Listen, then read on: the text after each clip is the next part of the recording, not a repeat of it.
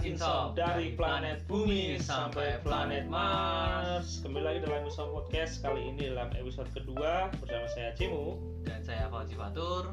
Kali ini masih di segmen Kenapa sih? Ya, malam ini kita akan membahas tentang kenapa sih kita harus berhati-hati dalam bersosial media. Oh ya, tapi sebelumnya bagi kalian teman-teman semua yang ingin bikin teh dulu, bikin minuman, bikin kopi atau nyiapin rokok biar lebih santai, boleh silakan. Oke, jadi selamat mendengarkan. Oke, kita mulai Mas Fauzi ya. Jadi kita mulai aja. Kenapa sih kita harus berhati-hati dalam bersosial media? Kenapa Mas Fauzi? Kalau dengar kata itu tuh aku malah inget ini Mas. Aku punya cerita dulu waktu masih zaman SMP-nya. Masih zaman-zamannya Facebook.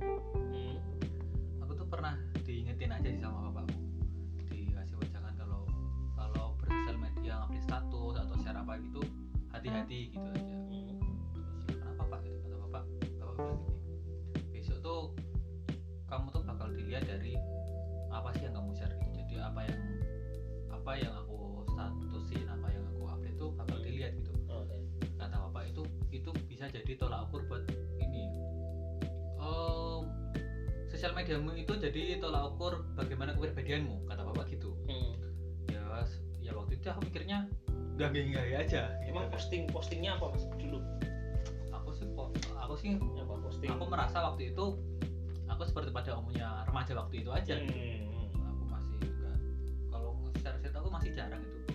Waktu itu aku enggak aja gitu kan, sebagai anak itu. Tapi makin kesini dewasa ini aku makin relate Mas gitu. Aku ada pengalaman waktu aku coba daftar pekerjaan. Waktu aku daftar pekerjaan dimintai akun sosial mediaku gitu. Ya aku cantumin lah, IG-ku apa, Twitter-ku apa, Facebook-ku apa gitu kan. Aku kasih gitu. Alhamdulillah aku masuk, lolos gitu kan. Terus aku kan tanya ngapain, aku ditanya kayak gitu. Terus kata itu yang akhir aku tuh dia bilang itu jadi bahan pertimbangan gitu. Oh iya. Aku mau lihat kamu tuh bagaimana sih gitu. Orangnya tuh bagaimana. Mereka melihatnya salah satunya selain dari interviewnya historical bersosial media. Iya, dari historicalku bersosial media itu bagaimana gitu. Malah baru tahu aku Mas. Kayak gitu. Ya sekarang iya sih Mas. Aku ngerasa juga itu cukup penting ditanyain gitu. Itu jadi bahan pertimbangan juga buat nge-hire orang gitu. Jadi meski kita masukin CV dengan embel-embel kita misalnya ini ya pendidikannya ini, pengalaman kerja ini, tapi kalau dari dulu riwayat bersosmednya kurang baik gitu kan, itu juga jadi bahan pertimbangan. Gitu Mas, terus ternyata ini tuh yang dibilang bapak dulu gitu. Aku semakin sini makin relate gitu. Ternyata babimu cukup visioner. Visioner. Ya aku sadarnya baru waktu itu sih. Ya waktu aku setelah daftar pekerjaan itu baru ternyata gini gitu. Kalau Mas Cimu sendiri ada cerita nggak kenapa, atau ada pengalaman nggak sih, atau ada alasan kenapa kita harus berhati-hati? Kalau aku dasarnya harus berhati-hati tuh karena emang sering lihat kejadian di sosmed atau di YouTube sosmed segala macam. Banyak kan Mas sekarang kayak drama ini sama ini cuma karena salah komen, cuma karena salah nulis, cuma karena faktor saling ejek, ujungnya ke ranah hukum. Ini adu pengacara, ini nggak selesai. Dan yang saya bikin miris lagi tuh kayak netizen kita tuh nggak gimana caranya menenggelamkan berita seperti itu, tapi malah mereka tuh seakan malah menikmati hal kayak gitu loh, malah kayak udah jadi asupan mereka sehari-hari permasalahan seperti itu. Yang mana permasalahannya itu kalau diselesaikan secara langsung pun sebenarnya bisa, nggak usah dari ngobrol aja gitu bisa ya. Cuman ya payahnya lagi rata-rata masyarakat itu malah seneng kalau ya nggak semua, cuman rata-rata yang saya lihat tuh malah seneng kalau ada drama seperti itu, malah kayak mereka nonton ini drama Korea. Oh sih Mas, aku juga relate sama itu yang gara-gara tweet, gara-gara posting di kehidupan nyata berantem beneran. Kan maksudnya nggak lucu loh, maksudnya misalkan saya gara-gara salah komen postingan Mas Mas Fauzi baper, saya dilaporin, saya tiba-tiba datengin polisi, kamu komen apa kemarin? Gak ada sampai polisi deh, kalau misal aku datang terus saya cuma komen Mas berantem beneran gitu kan, saya cuma komen gini Pak, Mas Fauzi jelek, kenapa ditangkap? Loh saya nggak terima. Iya kan? Padahal gara-gara postingan. Padahal kan cuma diselesaikan langsung ketemu orangnya kan sebenarnya bisa. Gitu. Aku malah juga inget ini Mas. Ingat ada tokoh masyarakat, publik cukup berpengaruh, gara-gara cuitan dia masuk bui gitu. Itu kemarin ramai banget. Tokoh apa itu? Ya dia cukup punya nama lah, aku nggak berani sebut di sini gitu kan. Nggak berani ya itu, takut ntar ada mondar mandir gitu kan, depan rumah kan serem. Pas Avanza berhenti nanti yang keluar sales itu sandal refleksi. Wah gitulah, kita udah adem panas takut aku digebukin, ternyata yang keluar mbak mas gemulai pakai produk sandal refleksi. Ya itu kan gara-gara cuitan, gara-gara apa masuk bui, gara-gara apa gitu kan serem. Terus ada pengalaman lain nggak? Itu kan kalau ngomongin sosmed pasti nggak ada habisnya ya Mas ya. Pasti ada dari segala platform, ada WA ini seru ini WA. Kita kan pasti sering nemu kejadian di grup WA keluarga. Aku ada cerita guys ya. Ada cerita ibuku. Ibuku punya grup gitu kan, dia pernah dapat broadcastan dari temennya.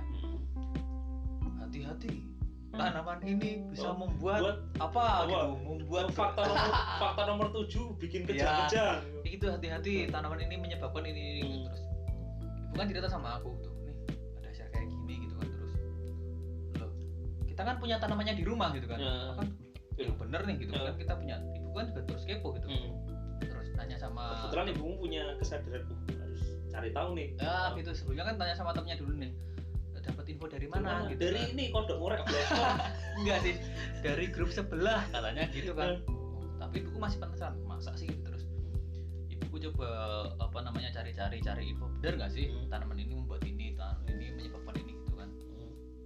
Setelah dicari-cari ternyata nggak juga gitu kan. Nah ibu kan gemes kan gitu kan, terus dikasih tahu lah temennya, ini loh yang benar gitu kan, tanamannya ini ya baik-baik aja gitu. Toh aku punya tanaman itu udah lama juga sehat-sehat aja, nggak ada masalah gitu kan. Kayak gitu. Terus ya itulah, hati-hatilah grup-grup WhatsApp keluarga tuh. Sama sih Mas, masih mau juga ada cerita kayak gitu. Ada jelas ada. Gimana tuh?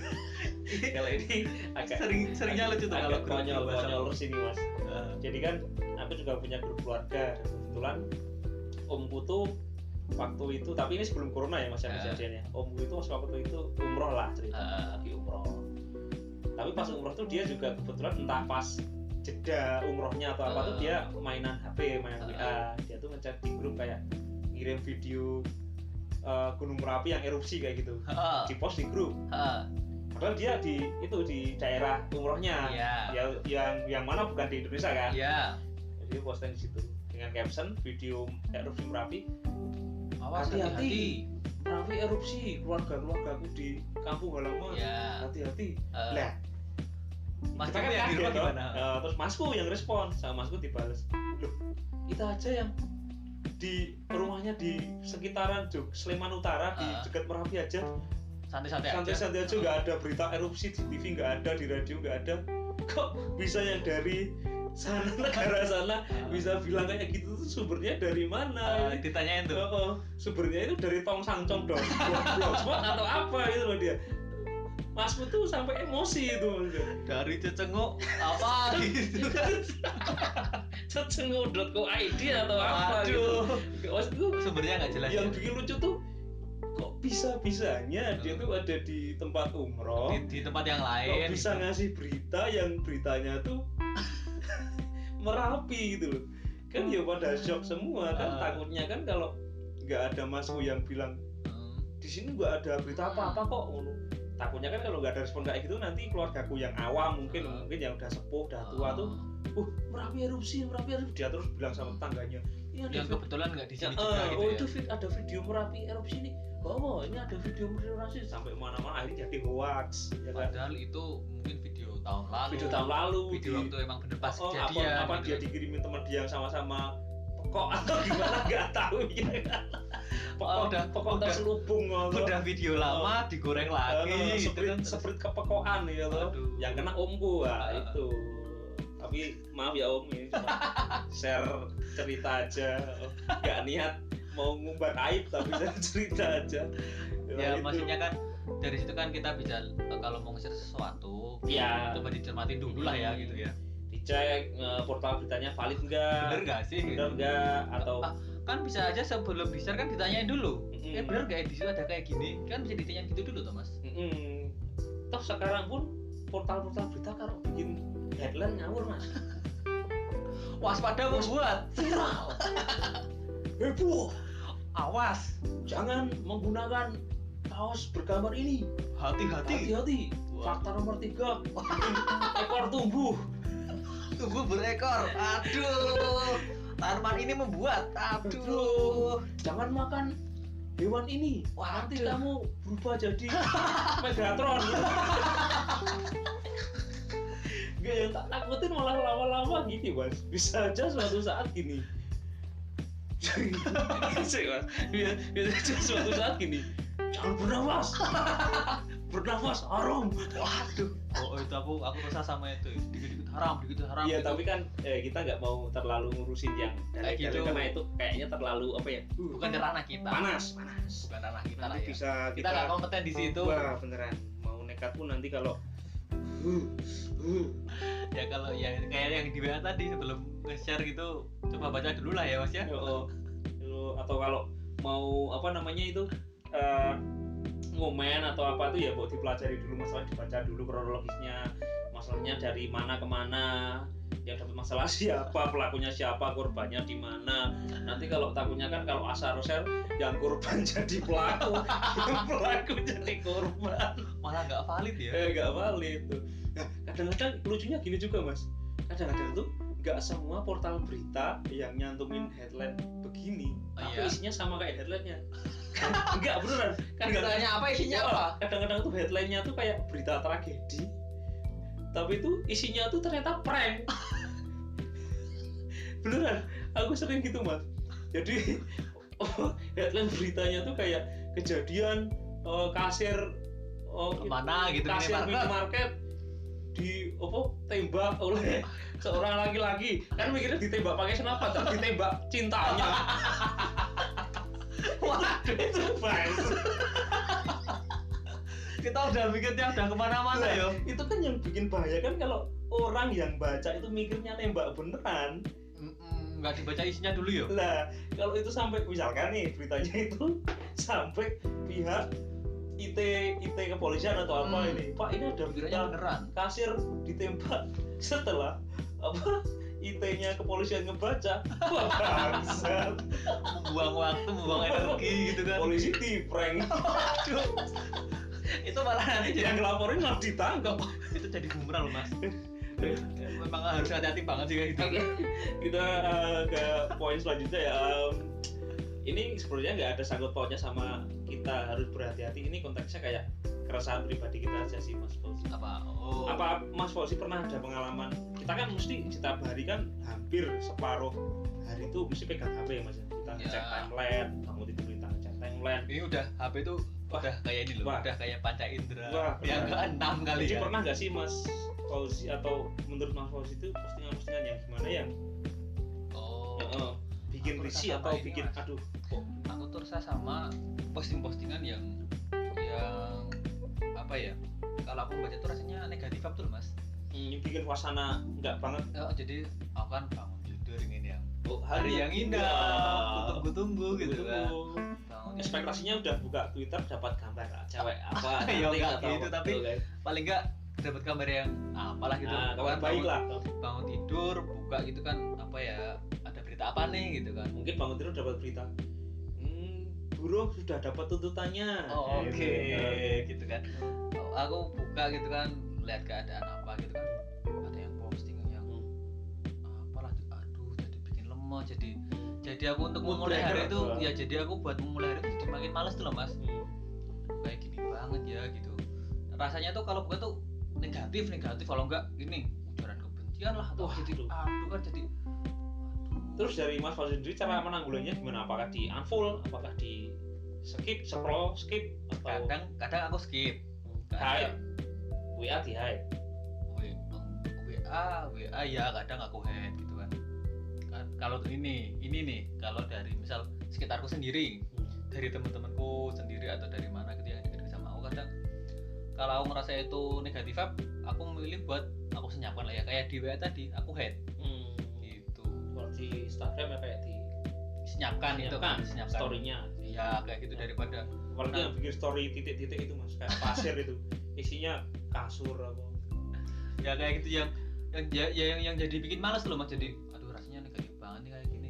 Oh iya, tapi kalau yang soal kasur tadi nggak ngejudge orang jualan ya, nggak ngejudge, takutnya nanti saya diserang netizen nyalain orang jualan, sah-sah saja. Oke, terus apa lagi? Ada kayak gitu nggak? Males? Keresahan? Males buka sosmed gitu. Kalau aku sih lebih ke ini Mas, penyalahgunaan meme. Gimana tuh Mas? Jadi aku di sini sebelum tak ceritain, aku mau bilang dulu kalau aku di sini nggak mau klaim sebagai orang yang mastery soal meme, sub komedi yang namanya meme ini. Jadi aku cuma dari perspektif apa ya, perspektif pribadi aja. Kalau menurutku loh, kalau menurut orang lain mungkin bisa aja beda. Monggo, tapi ini menurut saya. Gimana, jadi Mas? Beberapa hari kemarin ada sebuah meme yang membahas soal yang lagi heboh itu loh Mas. Apa Mas? Nyinyiran ke orang yang open mind kayak gitu. Oh iya. Kemarin sempat ramai itu. Nah, jadi ada sebuah meme yang kayak ada botol pil gitu. Terus di bawahnya ada gambar pil-pilnya. Pilnya itu tulisannya sekte open mind. Ya. Terus pil-pilnya tulisannya di bawah nggak pernah sholat. Waduh. Nggak pernah ngaji. Waduh. Sering ngejelekin agamanya sendiri. Waduh. HP-nya isinya bokep semua, no life. Maksudku kan orang open mind kan nggak ada. Open mind kan sebuah apa ya Mas ya namanya, pola pikir. Ya mana ada hubungannya sama nggak pernah sholat, nggak pernah ngaji, sama HP-nya isinya bokep, no life, jelek-jelekin agama sendiri. Sekarang kalau jelekin agama sendiri nggak usah open mind Mas. Iyalah. Iya. Sama kalau ibadah sama ngaji itu kan asupan spiritual setiap orang. Iya. Nah, yang aku takut itu kayak gini Mas. Aku kan juga punya teman-teman yang mereka tuh mereka tuh punya organisasi, punya movement yang tujuannya tuh mulia gitu loh. Yeah. Ada yang empowering korban rasisme, ada yang membela hak-hak orang tertentu, tertindas kayak gitu. Dan mereka kan kalau di sosmed kan pasti seringnya vokal kan. Selagi mereka juga action di real life, mereka juga vokal di buat campaign ya. Tapi dari aku nggak ikut ya Mas, nggak ikut secara langsung, cuman aku di sosmed juga sedikit ikut membantu vokal lah. Tapi kalau di lapangan aku belum yang banget. Jadi yang ditakutin tuh pernah kejadian.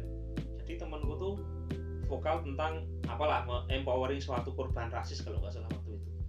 Dia nulis panjang banget di snapgramnya, nulis jangan gini kalau jangan ini nggak baik, kita seharusnya jadi orang tuh ya gini. Terus ada yang komen, so open minded lu tai. Waduh. Ya, makanya itu Mas yang bikin miris. Kok bisa dikatain kayak gitu? Ya itu karena efek dari penyalahgunaan subkultur komedi yang salah gitu loh. Efeknya buruknya kayak gitu.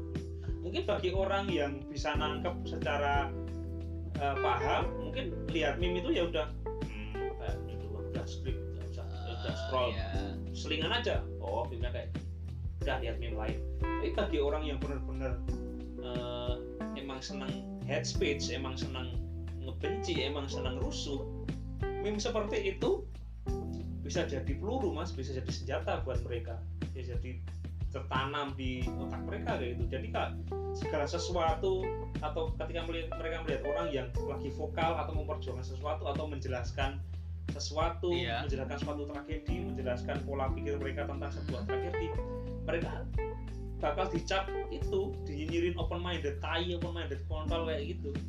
Maksudnya kan kasihan Mas. Aku malah heran. Itu orang yang itu sebenarnya udah baca belum sih? Dia tahu nggak sih movement itu tuh gitu? Soalnya kan ya, otomatis kan baik gitu. Ya otomatis nggak mau baca Mas, orang nggak gitu Mas. Kalau sampean suguhi suatu drama tuh baru mau dibaca. Sampean suguhi drama, sampean itu kan ceritanya di kayak yang baca berita tadi, dia asal share terus, berarti kayak hampir sama yang ini ada movement baik nih gitu kan. Tapi dia langsung yang penting speech aja, yang penting mereka nggak mikir sih, nggak mau tahu mas, mereka mau merjuangin siapa, mereka mau nulisnya intinya apa, intinya mereka yang itu split aja, head aja, kayak apaan sih sok open mind, apaan sih sok apaan sih sok bela gay, apa sih sok apa ateis ya, kafir itu loh mas, yang tak takutin itu karena sebuah penyalahgunaan yang sebetulnya sepele, entah niatnya meme-nya itu sarkas atau apa, kan nggak semua orang bisa nangkep gitu loh. Ya hati-hati dong kalau komen tuh mas. Iya kayak yang aku bilang tadi, aku ini nih jejak digital, hati-hati ya. Nanti track record itu kan bisa kejadian gini, misal kita komen suatu postingan, kita komen keceplosan atau emosi, kita enter jedes, terus ada orang screenshot, kita tapi nggak tahu ya di screenshot orang kan, kita nggak tahu. Kita barusan udah hapus, kita enggak, mereka ada screenshot, kita baca lagi, wah ini bahasa saya salah nih, dihapus lagi kita hapus, kan udah kena track gitu. Iya, sama orang yang screenshot, udah ada jejak digitalnya. Ya, makanya itu ya bahayanya kan di situ, makanya teman-teman jejak digital itu kejam beneran mas. Meski kita udah hapus, kalau orang udah punya screenshotnya kita, ya udah kelar gitu kan. Nah itu guys, jadi ya dari semua pembahasan kita ya intinya itu, tiap ada berita, setiap kalian lihat berita dari portal online ya ditelusuri dulu lah, dibaca dulu, dicermatin dulu. Kalau portal beritanya dari mana, misalkan dari senggak jelas tongsangcong.com atau cetanguk.com, blogspot atau apa ya, buat jangan dibaca, apalagi nge-share.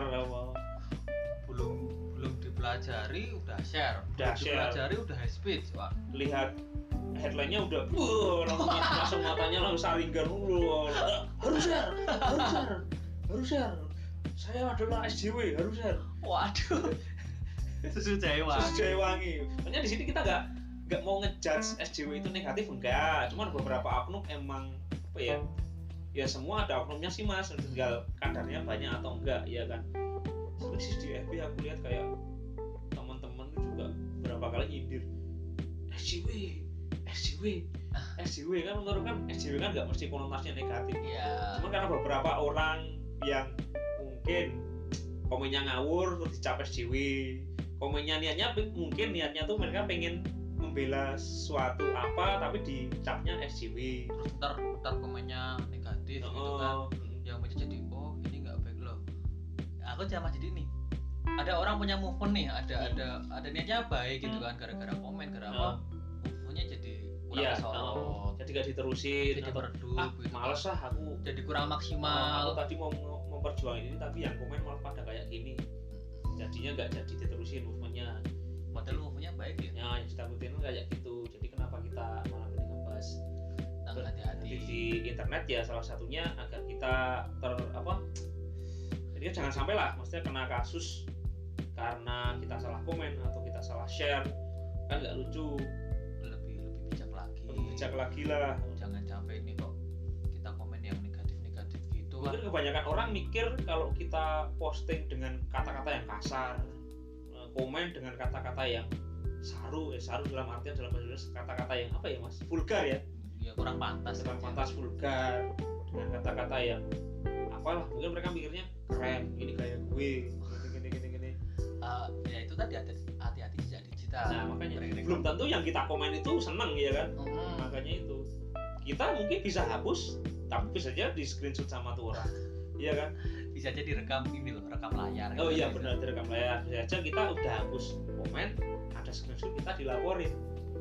Nah ini juga banyak yang nggak sadar kalau apa yang kita post itu ada pengaruhnya buat kita ke depannya lagi. Ya makanya itu ya dari teman-teman ya pokoknya intinya dari kita cuma menghimbau, dan semoga juga obrolan santai saya sama Mas Fauzi ini juga ngasih apa ya, semoga bermanfaat lah kita menghibur, kita tetap di setiap episode tetap berusaha apa ya namanya agar kita bermanfaat buat orang. Bermanfaat lah kita juga, kalau misal ada kata-kata bercanda, ada kata kurang pantas ya dimaklumin karena kita juga manusia biasa ya Mas Fauzi ya. Oke, karena udah 25 menit, hampir setengah jam, mungkin kita lanjut di episode selanjutnya. Terima kasih buat teman-teman yang sudah meluangkan waktu untuk mendengarkan kita. Saya Cimo undur diri. Saya Fauzi. Sampai jumpa di Ico Podcast selanjutnya.